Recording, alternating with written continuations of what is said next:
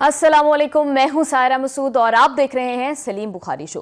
वफाकी दारुल हुकूमत और सूबा केपी के दरमियान कशीदगी बढ़ती जा रही है और हालात इस नहज पर पहुंच चुके हैं कि बैरिस्टर अकील के मुताबिक सूबा केपी में गवर्नर राज पर संजीदगी से गौर किया जा रहा है। अगर वाकई ही सूबा केपी में गवर्नर राज लाया जाता है तो ये कितना दुरुस्त फैसला होगा, keeping in view the political and security situation in Khyber Pakhtunkhwa. In the second segment of this programme हम बात करेंगे अमरीकी मीडिया के मुताबिक पाकिस्तान और अफगानिस्तान के दरमियान एक नए फौजी तसादुम का खतरा जो है वो मौजूद है और ये बढ़ता जा रहा है। इस हवाले से DGISPR ने और वफाकी वज़ीर दाखिला मोहसिन नकवी साहब ने काफ़ी तफसीली प्रेस ब्रीफिंग जो है वो की है, जिसकी रोशनी में हम सलीम बुखारी साहब के साथ डिस्कशन करेंगे कि क्या ऑप्शंस मौजूद हैं पाकिस्तान के पास और किस किस्म के चैलेंजेस का सामना करना पड़ सकता है। In the last segment of this programme हम बात करेंगे नायब वज़ीर आज़म और वज़ीर ख़ारजा इसहाक डार साहब ने ये बात कही है कि पाकिस्तान गज़ा अमन फोर्स का हिस्सा बनने के लिए तैयार है अगर ये गज़ा अमन फोर्स और इंटरनेशनल स्टेबलाइजेशन फोर्स UN से अप्रूव्ड हो। कितना दुरुस्त फैसला होगा गज़ा में अपनी फौजें भेजने का, इन तमाम इश्यूज पर डिटेल डिस्कशन के लिए बढ़ते हैं सलीम बुखारी साहब की जानिब।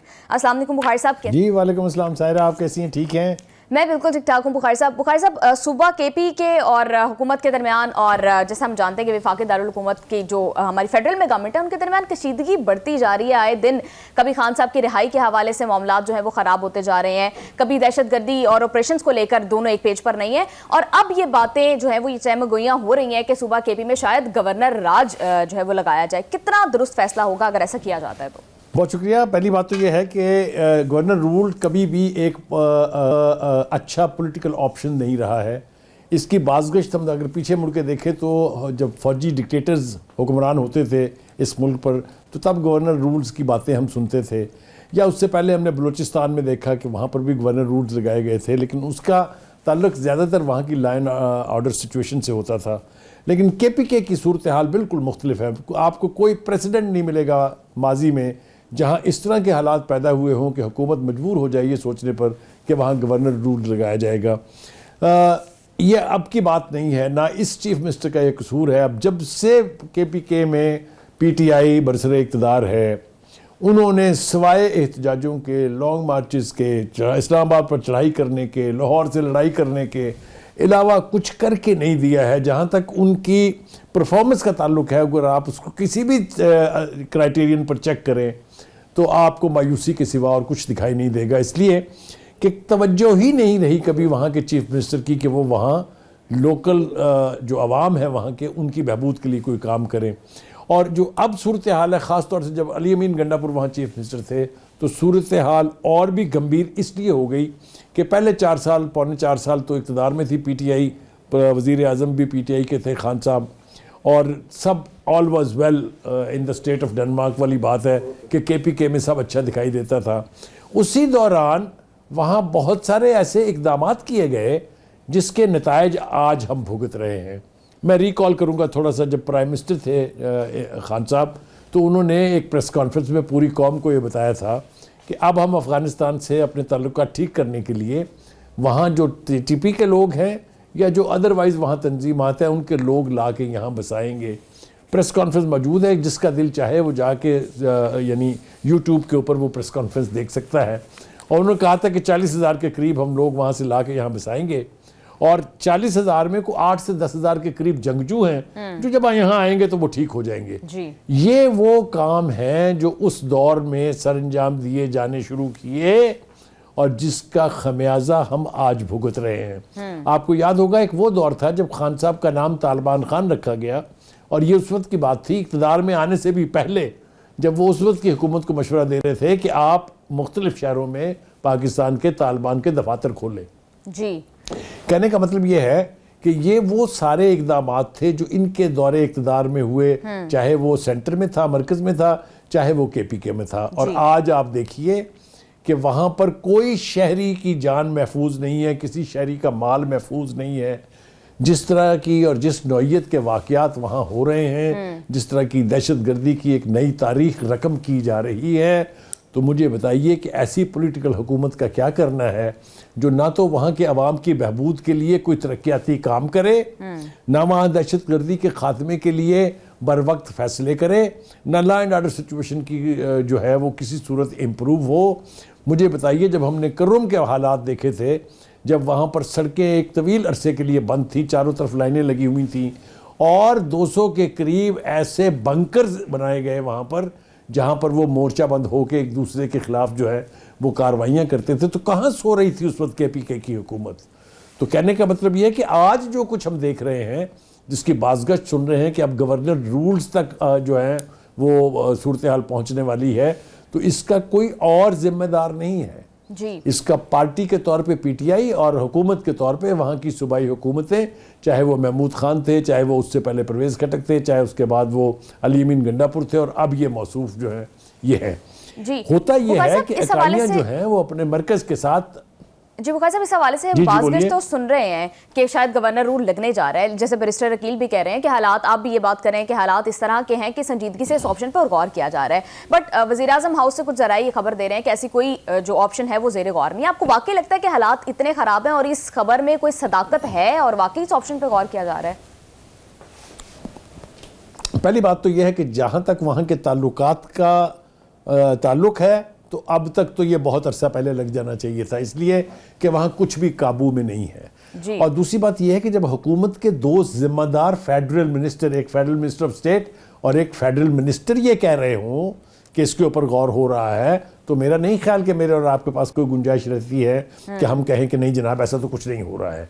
जहाँ तक गवर्नर फैसल करीम कुंडी का ताल्लुक है कि वो ये कह रहे हैं कि नहीं मुझे तो नहीं पता, ये तो मीडिया कह रहा है, वो मुझे समझ में आती है बात। He is not in a position to say कि जी लग रहा है या नहीं लग रहा है। वो ऑब्वियसली जब उनकी पार्टी जो कि हुकूमत की इत्तेहादी है वो अब दूसरी पार्टी के साथ मिलकर फैसला करेगी, तो उनके पास कोई ऑप्शन नहीं है। और ये उन्होंने कहा भी कि अगर मेरी पार्टी ये फैसला करती है तो मेरे लिए इसको मानने के अलावा कोई चारा नहीं है। जी। अब ऐसा है क्यों? देखिए, सूरत हाल ये है कि कोई शहरी, जैसा मैंने पहले कहा, पूरे KPK में महफूज नहीं है, पेशावर महफूज नहीं है। आपने देखा अभी हाल ही में जो वहाँ दहशतगर्दी के वाक़यात हुए हैं, उनकी आप नौयत देखिए। कहीं तो वो जो यानी FC है उसके दफातर के ऊपर अटैक हो रहे हैं, खुदकुश हमला आवर उसके ऊपर आ रहे हैं शहर में। छोड़ दीजिए आप ट्राइबल बेल्ट जो होती थी साहब का, जिसे हम फाटा कहते थे और अब तो वो खैर KPK का हिस्सा है, वहाँ तो जो कुछ हो रहा है, चाहे वो साउथ वजीरिस्तान है, चाहे नॉर्थ वजीरिस्तान है, चाहे वाना है, चाहे कोई भी इलाका है, वो तो चलिए हमें समझ में आती है। लेकिन जो मेन स्ट्रीम सेटल्ड एरियाज हैं, DI खान है, पेशावर है, आप देखिए वहाँ क्या हो रहा है, हंगू में क्या हो रहा है। तो कहने का मतलब ये है कि जहाँ तक ग्राउंड लेवल के ऊपर सूरत हाल का ताल्लुक है, वो तो मुतकाजी है इस बात की कि जो वहाँ का पॉलिटिकल सेटअप है, यानी चीफ मिनिस्टर और उनकी हुकूमत जो है वो नाकाम हो चुके हैं। हम किसी सूरत भी गवर्नर रूल लगाने की यानी हमायत नहीं कर सकते हैं, लेकिन अगर शहरियों की जानो माल के तहफ़्फ़ुज़ के लिए ये एक ऑप्शन आइन में मौजूद है, ये कोई ऊपर से नहीं लैंड कर रहा है, nothing is landing from the moon, बिल्कुल, it is there in the constitution कि federal government can go for this option. जी बुखारी साहब, लेकिन दहशतगर्दी एक बहुत कॉम्प्लेक्स इशू है, बहुत सारे फैक्टर्स इन्वॉल्व हैं जिसकी वजह से दहशतगर्दी हो रही है। आपको लगता है कि सिर्फ वजीर आला को हटा देना और गवर्नर को लगा देना इस मसले का हल है और इससे सारे मामला जो है वो सेटल डाउन हो जाएंगे? ये आम हालात में बिल्कुल ऐसा नहीं होना चाहिए कि आप गवर्नर को हटा दें, चीफ मिनिस्टर को हटा दें, लेकिन अगर चीफ मिनिस्टर इनएक्टिव हो, एक तो उस सूरत में लगना चाहिए, लेकिन अगर वो दूसरी तरफ हो, यानी दहशतगर्दों की सहूलतकारी की जा रही हो, दहशतगर्दों को पनपने दिया जा रहा हो, तो फिर तो फौरन लगना चाहिए। देखें, आपको हालात को मद्देनजर रखते हुए फैसले करने होते हैं, और जहां फेडरेशन होती है वहां मरकज का यही काम होता है। मरकज को ये काम सरंजाम देना है, इसलिए कि वहां की सूबाई हुकूमत इनएक्टिव है जी। वहां का चीफ मिनिस्टर जो है उसके ऊपर सीरियस एलिगेशंस हैं, उनकी सहूलतकारी की एलिगेशंस हैं, उनके ऊपर मंशियात के कारोबार के हवाले से एलिगेशंस हैं। मैं ये एलिगेशंस कह रहा हूं जानबूझ के, बिकॉज हमारे पास कोई सबूत नहीं है, लेकिन ऐसे इशारे हमें मिल रहे हैं कि अब उनके खिलाफ भी एक्शन होने वाला है। तो अगर ये इल्जामात दुरुस्त हैं या कभी किसी स्टेज के ऊपर जाके साबित हो जाए, तो मुझे बताइए ऐसे शख्स का चीफ मिनिस्टर बनने का क्या फायदा है? जी। How can he run a province like KPK? KPK is a difficult province, दूसरे तमाम सूबों के मुकाबले में इसको गवर्न करना ज्यादा मुश्किल है। बिल्कुल बुखारी साहब, लेकिन जिस तरह की सिचुएशन है वहां पर, हालात शायद कुछ देर पहले भी ऐसे ही थे जब सुहेल अफरीदी साहब को इलेक्ट किया गया, वो वजीर आला बने। इसके बाद अवाम का फैसला है, अगर गवर्नर रूल लाया जाता है तो फिर जमहूरियत पर किस किस्म का असर जो है वो डलेगा? देखिए, जमहूरियत के ऊपर असर तो यकीनी तौर पर डलेगा, लेकिन जमहूरियत के तकाजे अगर पूरे न किए जाएं, अगर आप वहाँ चीफ मिनिस्टर हो के वहाँ के अवाम की बहबूद के लिए कोई काम नहीं कर रहे हैं, आपके पास सिर्फ एक लंबा चौड़ा पैराफिनेलिया कारों का और गाड़ियों का लेके अडयाला आने के सिवा कोई काम नहीं है, अगर आप वहाँ पर दहशतगर्दों को की सहूलतकारी कर रहे हैं, उनको स्पॉन्सर कर रहे हैं, तो मुझे बताइए फिर जमहूरियत क्या करेगी यहाँ पर? मुझे बताइए किसी जमहूरी दौर में ऐसा हुआ है कि किसी एक सूबे की हुकूमत जो है वो दहशतगर्दों की सहूलतकारी कर रही हो? तो इसके लिए बेपना तवील वक्त चाहिए। ये साबित हो भी गया है, साबित हो भी जाएगा और साबित किया भी जा रहा है। अल्टीमेटली इस मॉडर्न दौर में रहते हुए गवर्नर रूल जो है इसका ऑप्शन ईजी ऑप्शन नहीं है, लेकिन जब ग्राउंड सिचुएशन ऐसी होगी, वो तमाम तकाजे पूरे हो रहे होंगे जिसके नतीजे में ऐसा फैसला करना ज़रूरी हो, तभी होगा ये। मेरे ख्याल से जहाँ तक वक्त दिए जाने का ताल्लुक है, वहाँ पर पीटीआई की हुकूमत को अब तकरीबन 13-14 साल हो गए हैं, तीसरा टेन्योर है जो चल रहा है। तो अगर अभी तक भी वहाँ कुछ नहीं हुआ है, पेशावर शहर महफूज नहीं है और उसी तरीके से दहशतगर्दी के वाक़यात हो रहे हैं, दहशतगर्द दंदनाते फिर रहे हैं, तो फिर ये सोचने का वो क्या कहते हैं, ये लम्हा फिक्रिया तो है ना। जी बुखारी साहब, लेकिन जब इतने ज़्यादा सिक्योरिटी चैलेंजेस होते हैं तो कोशिश की जाती है कि स्टेटस को रबरकरार रखा जाए। अगर गवर्नर रूल लाया जाता है तो सारे कैबिनेट मिनिस्टर्स और वज़ीर आला समेत जो है वो उनको घर भेज दिया जाएगा। आपको लगता है कि इस करंट सिचुएशन में जो सिक्योरिटी के चैलेंजेस खैबर पख्तूनख्वा फेस कर रहा है, इसमें पूरे निज़ाम हुकूमत को बदल देना एक दुरुस्त और एक वाकई सही फैसला होगा? मैं आपको एक मिसाल इसकी देता चलूँ। देखिए, होता यह है कि जब फेडरल गवर्नमेंट ये समझे कि किसी इलाके में दहशतगर्दी के वाक़यात जो हैं वो यानी रफ्तार पकड़ रहे हैं, बहुत तेज़ी से हो रहे हैं, तो वो कोऑर्डिनेट करती है वहाँ की सूबाई हुकूमत के साथ और उसको सपोर्ट करती है, यानी उसको वो लॉजिस्टिक सपोर्ट देती है, वो मैन पावर, वो लॉ इन्फोर्सर्स देती है जिसके ज़रिए उस पर काबू पाया जा सकता हो। लेकिन जब एक सूबे का चीफ मिनिस्टर ये कह रहा हो कि हम ऑपरेशन होने नहीं देंगे, तो मुझे बताइए फिर कहाँ जाया जाए। तो मैं बिल्कुल वसूख से आपको ये कह रहा हूँ कि जो ग्राउंड सिचुएशन है वो मुतकाजी है कि इतना अनप्लेजेंट फैसला किया जाए जो कि नॉर्मल हालात में नहीं होना चाहिए। लेकिन जैसा मैंने कहा, ये कोई गैर आईनी फैसला नहीं है। आज भी मेरे ख्याल से उनके पास वक्त है, लास्ट मिनट है उनके पास कि वो अभी भी अपनी रविश को ठीक करके फेडरल गवर्नमेंट के साथ मिलकर अगर दहशतगर्दी की अफरीत जो है उससे हमारी जान छुड़ाने में शामिल हो जाए, तो मेरा नहीं ख्याल कि इस हुकूमत को कोई क़यामत आई हुई है कि इसने ज़रूर गवर्नर रूल लगाना है। जी बिल्कुल बुखारी साहब, अभी आपने बात की कि अनकॉन्स्टिट्यूशनल फैसला नहीं है। 2009 में भी जब गवर्नर रूल लगाया गया पंजाब के अंदर, तो पीएमएलएन को निकाला गया हुकूमत से, पंजाब से। तब पीएमएलएन ने इसके अगेंस्ट लॉन्ग मार्च किया और कहा कि ये गैर आईनी है और गलत है जमहूरियत के लिए। तो अब सेम पीएमएलएन गवर्नमेंट ये कर रही है, तो हाउ इज इट जस्टिफाइड? पहली बात तो ये है कि मुझे ये बताइए कि जब पंजाब में ये लगाया गया था तो उसमें रूल कौन कर रहा था मरकज़ में? पीपल्स पार्टी। आपको उसमें जवाब मिल जाएगा, छुपा हुआ जवाब क्या है।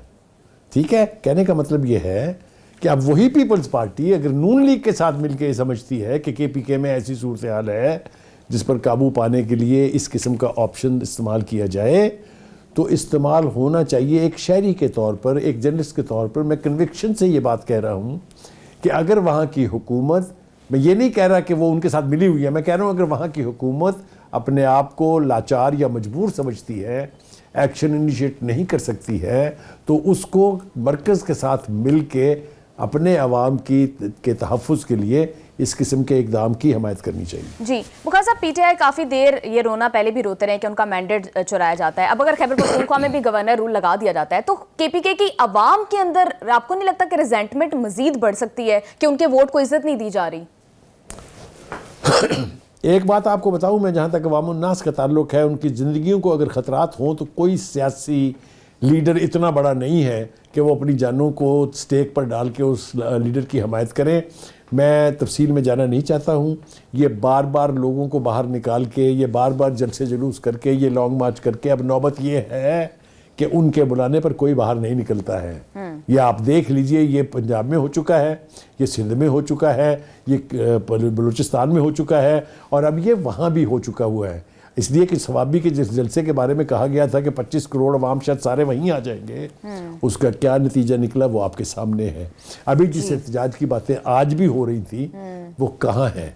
तो ये उसी सूरत में होता है जब आप बार बार उनको इस्तेमाल करें, सड़कों के ऊपर लेके आएँ और नतीजा कोई ना निकले, तो वो डिसग्रंटल्ड होके फिर अपने लीडर्स की आवाज़ पे बाहर नहीं निकलते हैं। आज पीटीआई को ये सबसे बड़ा डिलेमा लायक है। बिल्कुल। बुखारी साहब, इस हवाले से ये अफवाहें या ये खबरें भी गर्दिश कर रही हैं कि शायद क्योंकि आपने जिस एहतजाज की बात की कि उसकी कॉल दी जा रही थी और अडयाला से सारी टेंशन हटाने के लिए इस तरह का जो है वो एक दरफुतनी कहें छोड़ी गई है कि गवर्नर रूल लाया जा रहा है ताकि पीटीआई की सारी अटेंशन इस तरफ मरकूज हो जाए और खान साहब वाला मामला जो है वो पस पर्दा डल जाए।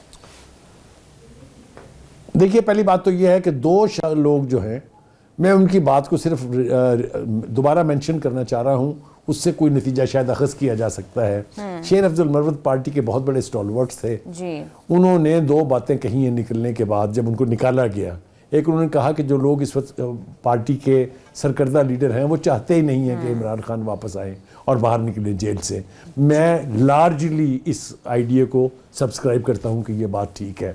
दूसरी बात, अली मीन गंडापुर ने कहा, उसने कहा था कि आधी से ज़्यादा पार्टी जो है वो कंप्रोमाइज्ड है और वो अपने अपने सौदे बेच रहे हैं और कोई सीरियसली नहीं चाहता कि खान साहब बाहर आए। इसके बाद तीसरा फैक्टर उनकी अपनी फैमिली है। उनकी फैमिली के बारे में मेरे ख्याल से किसी और मौके पे बात करेंगे, लेकिन ये सारे फैक्टर मिलके खान साहब की ज़िंदगी को अजाब से दो चार कर रहे हैं। उनको बाहर निकालने के लिए दो तीन बातें एक सांस में कही जाती हैं। कोई तो ये कहता है कि जी खान साहब ने कहा है जो मर्जी हो जाएगा, ना ढील चाहिए ना डील चाहिए, मैं अदालतों के जरिए इंसाफ लूंगा। जब आप अपने लीडर का इतना बड़ा बयान जो है उसको पब्लिक करते हैं, तो फिर उसके बाद खाली रिहाई के नारे जो हैं वो कैसे इम्प्लीमेंट होगी। जो ये लोग कहते हैं कि जी हम बानी को, पहले माजी में तो लोगों ने तारीखें दी थी, 5 तारीख को वो हमारे दरमियान होंगे, 15 अप्रैल को वो हमारे दरमियान होंगे, वगैरह वगैरह। ये सब कुछ जो है ये जालसाजी है, ये लीडर की कोई खिदमत नहीं है, ये उसके नाम को अपनी प्रमोशन के लिए बेचा जा रहा है।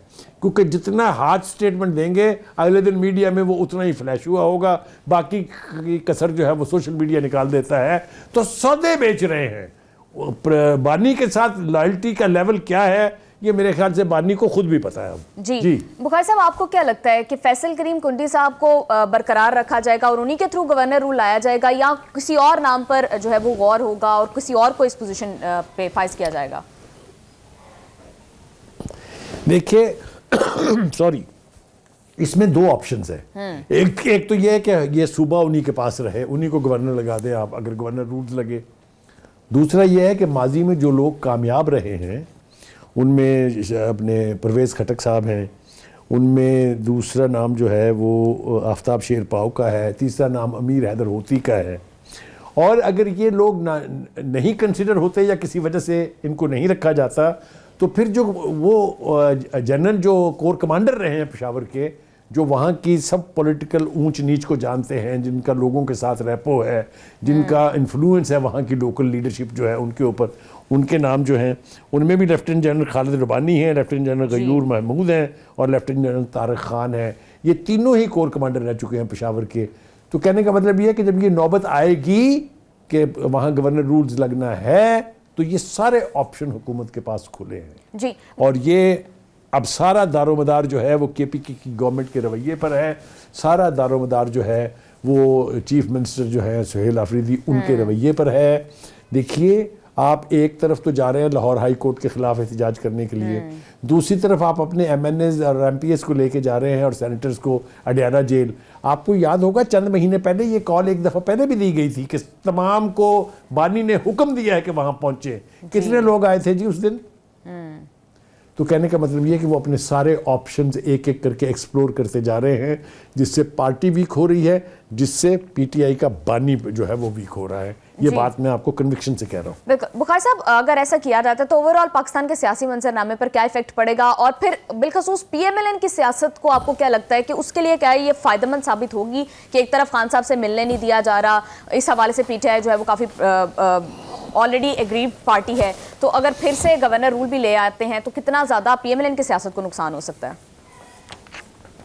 देखिए, पहली बात तो ये है कि गवर्नर रूल वहाँ किसी सियासी जमात को फ़ायदा पहुँचाने के लिए या किसी सियासी जमात को नुकसान पहुँचाने के लिए लगाया जाना will be criminal.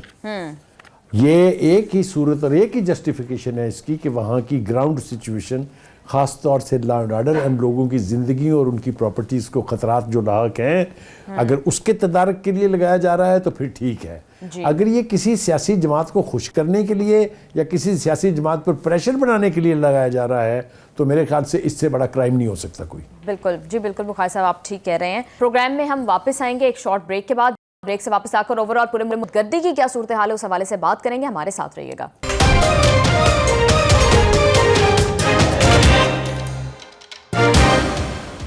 Welcome back.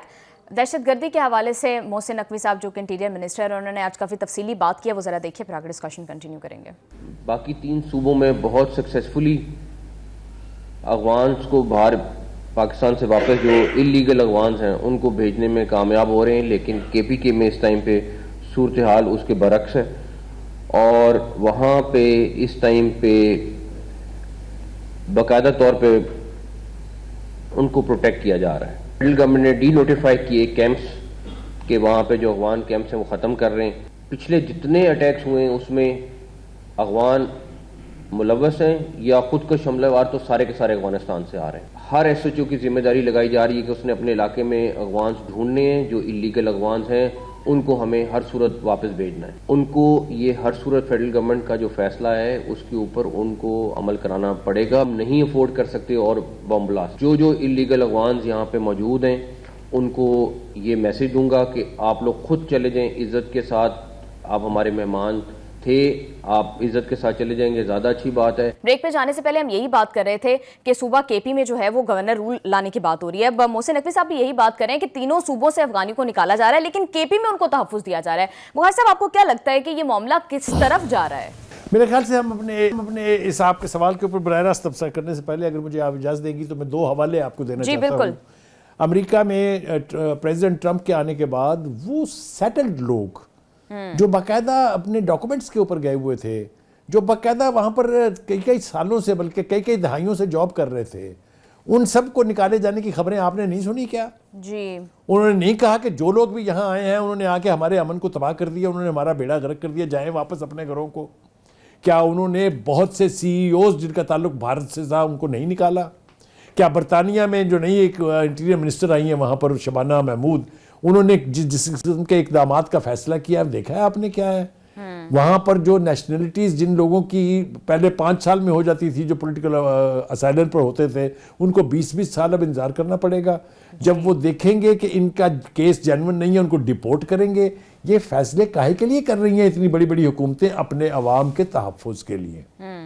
तो मुझे बताइए, अगर हम ऐसा ही इकदाम करें और अपने लोगों को तहफ़्फ़ुज़ देने के लिए, उनकी ज़िंदगी और उनके माल दौलत को बचाने के लिए, अगर हम यहाँ गैर पाकिस्तानी जो लोग हैं, यानी ख़ास तौर से जिनका हवाला जो है अफ़गान शहरियों का है, जिनको हमने मेहमान बन के अपना मुंह से लकमा नोच के उनको दिया, उनको गले से लगाया, उनकी मेज़बानी की, अब वही हमारे गले काट रहे हैं, वही हमारे लोगों के सरों से फुटबॉल खेलते हैं, वही हमारे जो मिलिट्री इंस्टॉलेशन है उसके ऊपर हमले करते हैं, वो चाहे APS हो, चाहे वो FC का हेडक्वार्टर हो।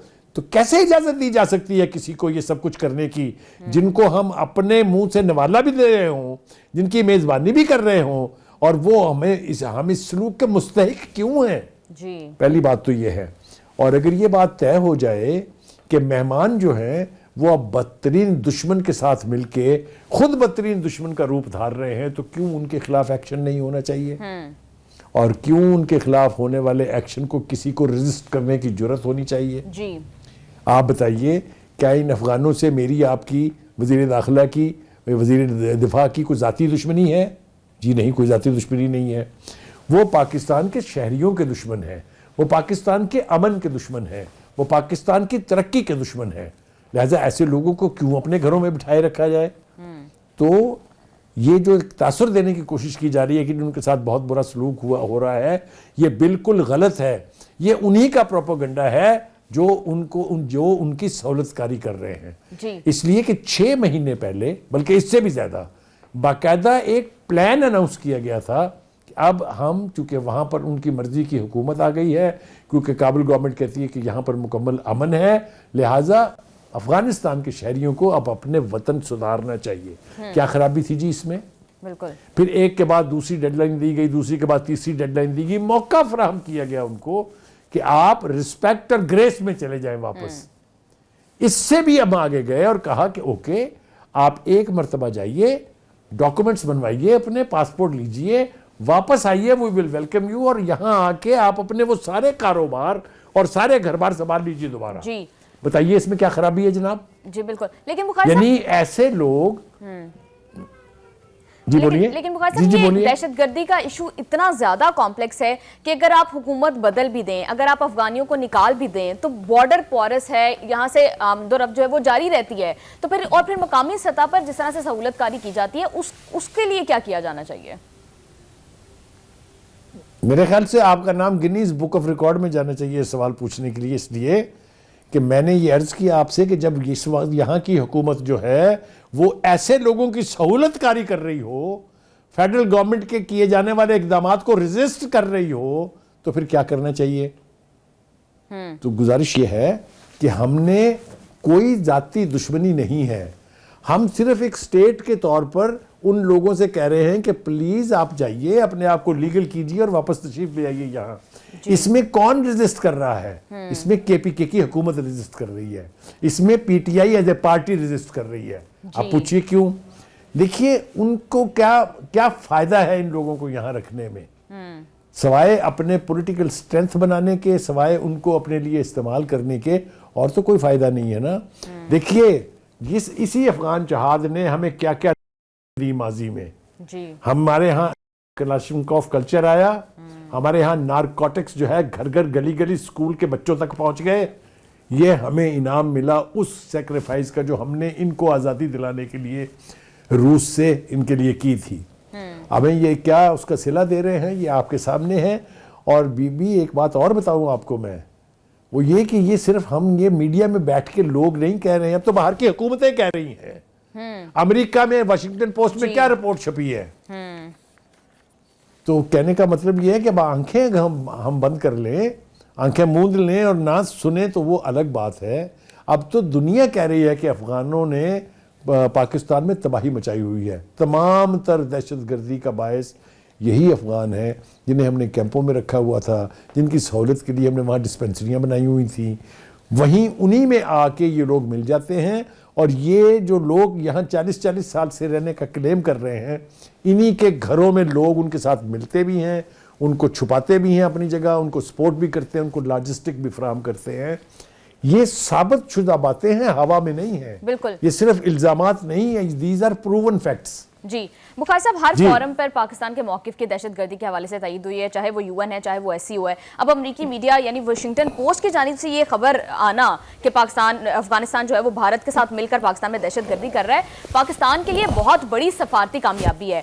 मजीद अपना नैरेटिव स्ट्रॉन्ग करने के लिए पाकिस्तान क्या कर सकता है? क्या ऑप्शंस मौजूद हैं? क्या मजीद लॉबिंग की जानी चाहिए, फर्म्स हायर की जानी चाहिए? क्या क्या ऑप्शंस और मौजूद हैं?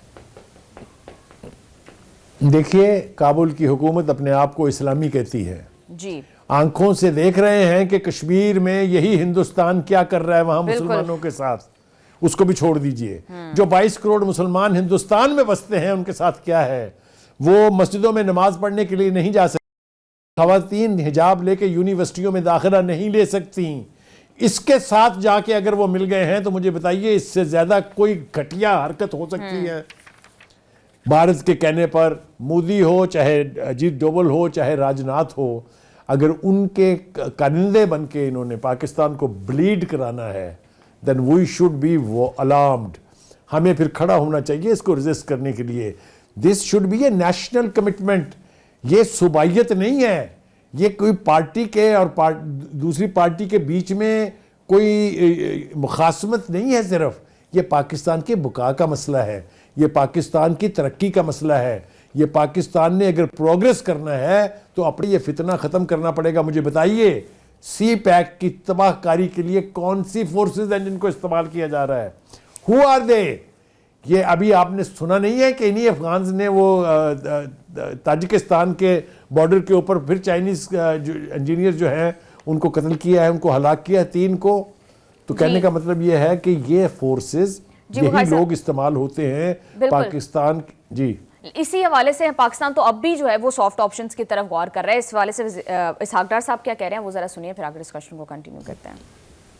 उनको अपनी पॉलिसी को, अगर अल्लाह ने उनको हुकूमत दी है, अभी तो लोग तालिबान रजीम कहते हैं, वो पहले अपने आप को उनको इंटरम अफगान गवर्नमेंट कहा जाता था। Dialogue and diplomacy is the answer. उनको अपने अंदर गिरबान में झांकना होगा, जो उनकी कमजोरी है उसको दूर करना होगा। आप देखेंगे कि पाकिस्तान एक नहीं 100 कदम आगे जाएगा। और इनसे एक ही रिक्वेस्ट है, वो तो अब ग्लोबल इशू है। अब देखिए क्या हुआ है अपना हांगकांग में, अब देखिए क्या हुआ है उधर अमेरिका में। अब देखिए यानी ये चीजें तो मैं समझता हूँ कि वक्त दूर नहीं है जब मुस्लिम और गैर मुस्लिम इकट्ठे होके हो जाएंगे इस टेररिज्म को खत्म करने के लिए। उससे बेहतर नहीं है कि हम अपने खित्ते को इस टेररिज्म से पाक कर लें मिलके। जी बुखारी साहब, पाकिस्तान अब भी हमने देखा कि इसहाक डार साहब भी यही बात कर रहे हैं कि हाँ, पाकिस्तान का मौक़िफ़ बहुत क्लियर था। सालिसों के कहने पर पाकिस्तान सॉफ्ट ऑप्शंस के ऊपर, मुज़ाकरात के ऊपर गौर कर रहा है, लेकिन अफगान रजीम अब भी इस हवाले से संजीदा नहीं है। क्या किया जा सकता है उनको टेबल पर लेकर आने के लिए? देखिए, हमने टेबल पर लाने के लिए कोशिशें ही नहीं की हैं, प्रैक्टिकल इकदाम किए हैं। क्या 3 राउंड जो हैं इस्तांबुल में नहीं हुए? क्या उससे पहले दोहा में मुज़ाकरात नहीं हुए? क्या ये दोनों मुल्क मिलकर सालसी की कोशिशें नहीं कर रहे हैं? क्या इन दोनों मुल्क के सालसों ने ये नहीं कहा कि पाकिस्तान का मौक़िफ़ ठीक है और अफगानिस्तान जो है किसी एक सूरत में भी कमिट करने के लिए तैयार नहीं है? वो हमें ज़बानी तो कान में कह रहे हैं कि हाँ जी TTP बहुत बड़ा प्रॉब्लम है, हम लिख के नहीं देंगे। आप मुझे बताइए, क्या स्टेट्स इस तरह से बिहेव करती हैं? क्या मुज़ाकरात इस तरह से होते हैं? तो कहने का मतलब ये है कि इसहाक डार बिल्कुल ठीक कह रहे हैं कि उन्हें अपना किबला दुरुस्त करना पड़ेगा।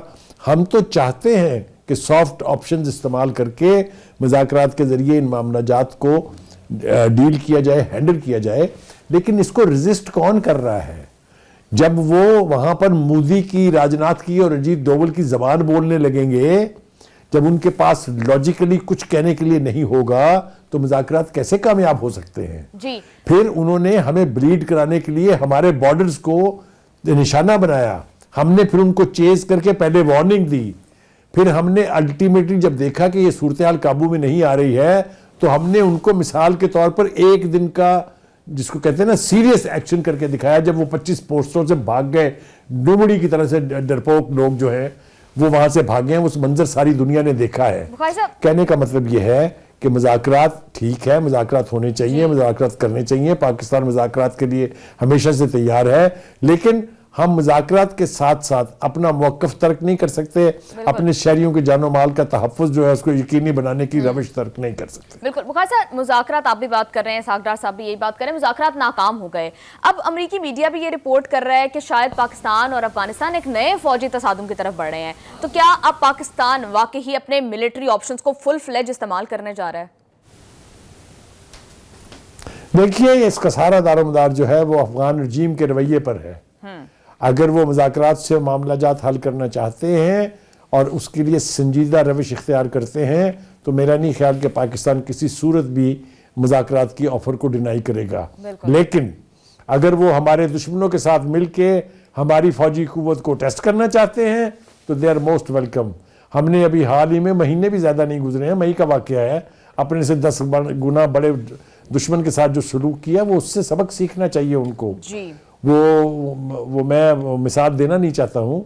जब भारत के साथ हमने ये सलूक किया तो अफगानिस्तान बेचारा तो अभी खुद ही नहीं संभला है, तो वो जंग क्या अफोर्ड करेगा। जी बुखारी साहब, एक दहशतगर्द जो है वो अफगान दहशतगर्द वो पकड़ा गया है, उसने इतराफी बयान जो है वो उसका वो हमारे पास मौजूद, देखिए फिर आगे आपसे उस पर बात करेंगे। जी बुखारी साहब, इस दफा पाकिस्तान की स्ट्रेटजी में काफी क्लियर तब्दीली है। जो भी बात है हम शवाहिद की बुनियाद पर करते हैं। भारत के साथ जंग में भी यही किया और इस दफा भी यही हो रहा है। हम बार बार वीडियोज दिखाते हैं। तो ये स्ट्रैटेजी पाकिस्तान के नैरेटिव को मजबूत करने में कितना पॉजिटिव रोल प्ले कर सकती है? देखिए, इसने ऑलरेडी बहुत पॉजिटिव रोल प्ले किया है। पूरी दुनिया में जिस जिस कैपिटल में हम अपना केस लेके गए हैं, जिस जिस प्लेटफॉर्म पर जाके हमने आवाज़ उठाई है, हमारे मौक़िफ़ को पजीराई मिली है।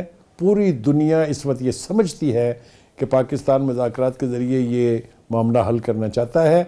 और दूसरी तरफ से न सिर्फ ये कि इसका कोई मुस्बत जवाब नहीं है, बल्कि दहशत गर्दाना कार्रवाइयाँ जो हैं उसमें इजाफा हुआ है। ये जो बयान अभी आपने सुना, ये तो एक मिसाल है। इससे पहले कई मरतबा जो लोग पकड़े गए हैं उनमें से अक्सरियत अफगान नेशनल्स की थी। अभी जितने हमले हुए हैं, दहशतगर्दी की जितनी वारदातें हुई हैं पिछले कई माह में, उनमें तमाम तर जो लोग मुलव्वस थे उनकी अफगान शहरियत की तस्दीक हो चुकी हुई है। हम जिस तरीके से अपना मुकदमा लेके दुनिया के पास जाते हैं उसमें सवाए पजीराई के और कोई ऑप्शन इसलिए नहीं है कि हम दस्तावेजी सबूत देते हैं, हम ऑडियो वीडियो के सबूत देते हैं जो अनडिनाइबल हैं। तो इसलिए पाकिस्तान के मौक़िफ़ को पजीराई मिल रही है और यही वजह है कि पूरी दुनिया में हमारे साथ मिल के आवाज़ बुलंद की जा रही है उन तमाम दहशतगर्द फोर्सेस के ख़िलाफ़, चाहे वो हिंदुस्तान के स्पॉन्सर्ड हों, चाहे उनकी प्रॉक्सीज़ हों, चाहे वो TTP के लोग हों, चाहे अफगान रजीम जो है उसकी तरफ से सहूलतकारी हो। हर एक यानी नुक्ते पर हमारे मौक़िफ़ को तस्लीम किया जा रहा है। बिल्कुल बिल्कुल बुखारी साहब, आप ठीक कह रहे हैं। ट्रांसपेरेंसी ने बहुत किरदार अदा किया है पाकिस्तान के मौक़िफ़ को तक़वियत देने में। प्रोग्राम में वापस आएंगे एक शॉर्ट ब्रेक के बाद, हमारे साथ रहिएगा।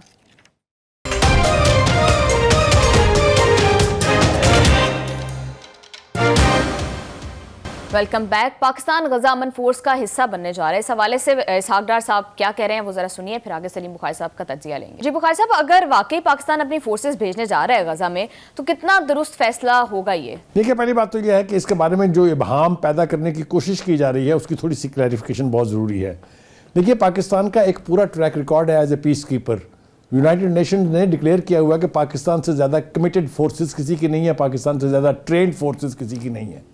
हम वहाँ जाएंगे तो जाएंगे under the banner of the United Nations. ये बिल्कुल क्लियरली प्राइम मिनिस्टर कह चुके हैं, हमारे आर्मी चीफ कह चुके हैं, और अभी ये इसहाक डार साहब भी यही कह रहे थे कि जब तक इसके पास यूनाइटेड नेशंस का मैंडेट नहीं है तब तक हम अपनी फोर्सेस कमिट नहीं करेंगे। वैसे हमने ऐलान कर रखा है कि हम जाएंगे वहाँ। एक बात। दूसरी बात यह है कि एक इम्प्लाइडली जो बात मैं कहना चाहता हूँ वो ये है कि अगर अमेरिका की या इसराइल की साजिश ये है कि वो मुसलमानों के हाथों से फ़लस्तीनी और हमास के लोगों को शहीद कराना चाहते हैं तो हम तसव्वुर भी नहीं कर सकते उसका हिस्सा बनने का। कोई सवाल नहीं पैदा होता कि हम उसका हिस्सा बने।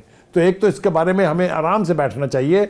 हमारी फ़ौज, हमारी फ़ौजी क़यादत, हमारी पॉलिटिकल क़यादत कभी इस किस्म के किसी प्लान का हिस्सा नहीं बनेगी जिसका मकसद जो है उनसे उनको डीवेपनाइज करने की शक्ल में उनकी जानों को खतरात से लाहक करना हो। हम ये सोच भी नहीं सकते। एक तो इसके बारे में मुझे कोई इबाम नहीं। दूसरी बात जी, असल बात यह है कि नेतन्याहू जो है वो 2-3 किस्म के हालात में पाकिस्तान की अफवाज को चाहते ही नहीं है कि वो वहाँ आए।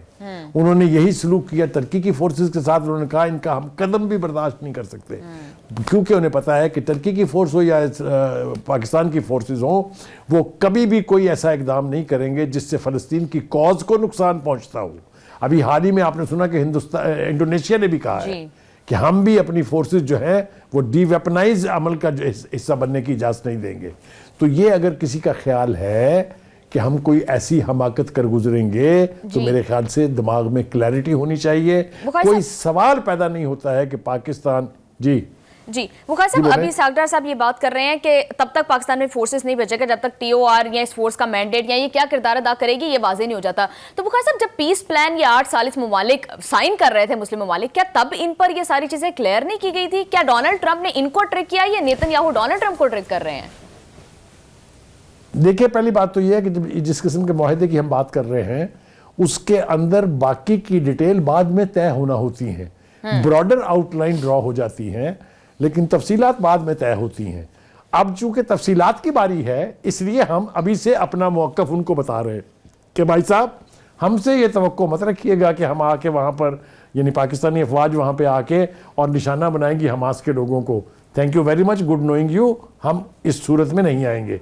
और जब हम बात करते हैं यूनाइटेड नेशन के मैंडेट की, तो यूनाइटेड नेशन की मेजॉरिटी ने तस्लीम किया हुआ है फ़लस्तीन को एज ए रियासत। तो रियासत के लोगों के खिलाफ कोई फोर्स कैसे एक्शन कर सकती है?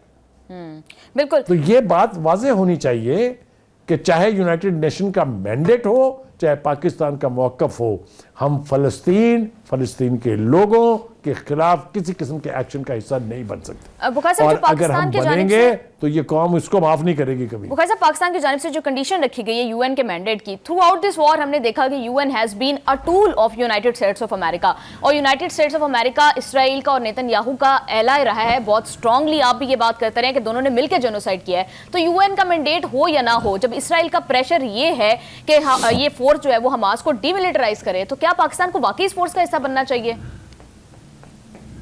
देखिए, पहली बात तो यह है कि अब सूरत हाल बदल रही है। The world is changing. आपने देखा कि मुसलमान मुल्कों के ऊपर तो खैर मैं अब क्या कहूँ, इस वक्त कुछ मुंह से ऐसी बात निकल जाएगी, लेकिन पूरी दुनिया में, चाहे वो यूरोप है, चाहे वो अमेरिका है, चाहे वो फार ईस्ट है, जिस तरीके से फ़लस्तीनियन कॉज के ऊपर, जिस तरीके से हमास की सपोर्ट में लोगों ने आवाज़ उठाई है, ये प्रेशर जो है ये यूनाइटेड नेशन जैसे अदारे में अपना असर और रसूख छोड़े बगैर रह नहीं सकता। आप पूरी दुनिया की पब्लिक ओपिनियन को, which is a very big force, इसको कहते हैं कि ये अपनी जगह एक बहुत बड़ी फोर्स है, उसको इग्नोर करके ऐसे इकदाम नहीं कर सकते जिसका यानी विच शुड टेंटामाउंट कि ये इंसल्ट है टू द बिल्कुल बुखारी साहब, आप बिल्कुल ठीक कह रहे हैं। बहुत बड़ी कुव्वत का नाम है यूनाइटेड नेशन। तो thank you so much Bukhari साहब। इस मुआहिदे का आने वाले दिनों में मुस्तकबिल क्या होगा, सिचुएशन बहुत कॉम्प्लेक्स होती चली जा रही है, ये तो आने वाले दिनों में ही पता चलेगा। प्रोग्राम का टाइम हो गया खत्म। See you all tomorrow. अल्लाह हाफिज।